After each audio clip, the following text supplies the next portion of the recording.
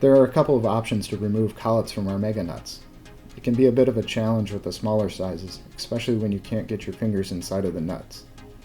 With all of our nuts, it's important to note that the release point is directly under the big logo. At any time I'm looking to remove a collet from a nut, I will be working in between the nut and collet directly under the logo. We have two products that can assist with collet removal. The first is the NBJ collet remover. What you do is get the NBJ in between the collet and the nut under the logo and lift, and the collet will come right out. It works on all sizes including the smallest nut sizes, Mega 6N style nuts.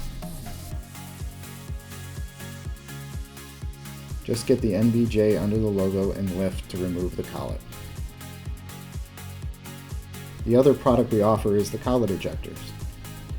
These are plastic receivers that have an oblong form that is designed to deform the collet.